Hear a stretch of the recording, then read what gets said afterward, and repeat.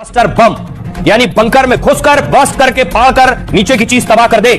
लेकिन देखिए ये बंकर बस्टर बम काम कैसे करता है। ये एक बार अगर B2 बॉम्बर से दागा जाता है तो उसके बाद कैसे नीचे जमीन पे जाकर बंकर को तबाह करता है।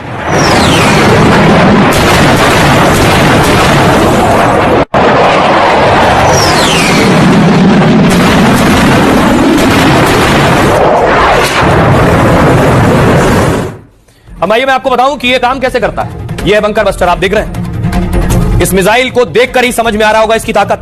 डोनाल्ड ट्रंप कल ईरान को लेकर एक बहुत बड़ी बैठक करने वाले और इस हाई लेवल मीटिंग में इस बंकर बस्टर हमलों पर बात होगी।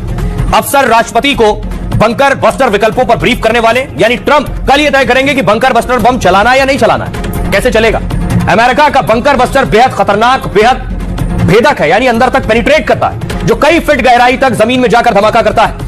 मजबूत बंकरों के साथ सुरंगों पर हमला करने की भी क्षमता रखता है। अमेरिका का GBU-57A और GBU-57B बम 13,600 किलो है।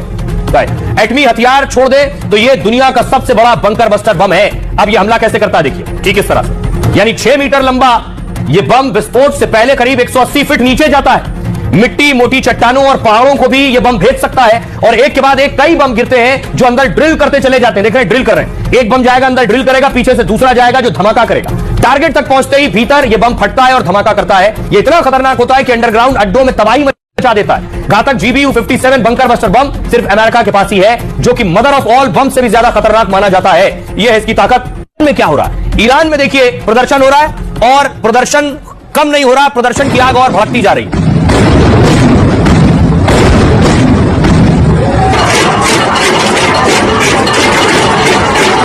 लेकिन सिर्फ प्रदर्शन खमनेई के खिलाफ हो रहा है ऐसा नहीं है, खमनेई के हक में भी प्रदर्शन हो रहा है।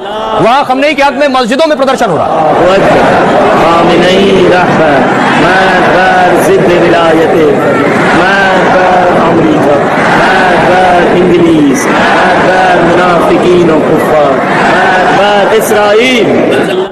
और खमनेई के हक में सड़कों पर भी प्रदर्शन हो रहा है।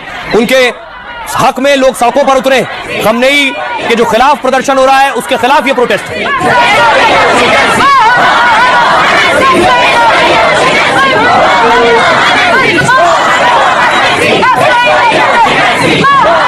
दूसरी तरफ ईरान से निकलकर बाहर जाएंगे तो दुनिया के दूसरे देशों में भी प्रदर्शन हो रहा है। तस्वीर पेरिस की मैं आपको दिखा रहा हूं, वहां लोग सड़कों पर उतरे।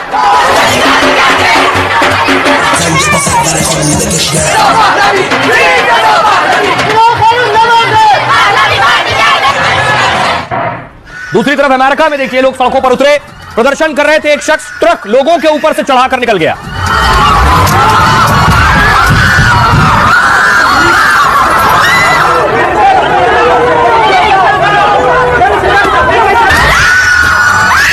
अब देखिए ईरान में क्या हो रहा है। खमनेई बहुत सख्त हो गए प्रदर्शनकारियों के खिलाफ, क्योंकि उन्हें ऐसा लग रहा है कि प्रदर्शनकारियों में वो लोग भी शामिल हैं जो अमेरिका और इजराइल के इशारे पर उनके मुल्क में आग लगा रहे हैं। खमनेई सबको सूली पर चढ़ाने की तैयारी में है जो प्रदर्शन कर रहे हैं। ईरान हिंसा में करीब 600 लोगों की मौत हो गई, इनमें 490 प्रदर्शनकारी और 100 पुलिसकर्मी शामिल हैं। खमनेई सत्ता बरकरार रखने के लिए हर पैतरा भी अपना रहे।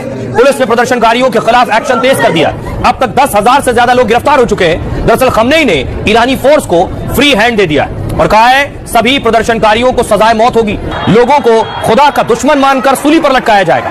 ईरानी अटॉर्नी जनरल मोहम्मद आजाद ने चेतावनी दी है कि प्रदर्शनकारियों पर मुहरेब कानून के तहत एक्शन होगा और सभी को मुहरेब यानी खुदा का दुश्मन माना जाएगा। इसमें प्रदर्शनकारियों की मदद करने वालों को भी सजा होगी।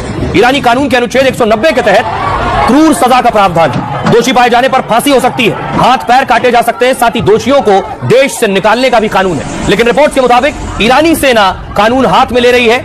ईरानी सैनिक खुलेआम प्रदर्शनकारियों पर फायरिंग कर रहे हैं। अकेले तेहरान में 217 लोगों के मारे जाने की खबर है। डॉक्टर्स की माने तो जितने भी घायल अस्पताल में भर्ती हैं उसमें से अधिकतर लोगों पर ताबड़तोड़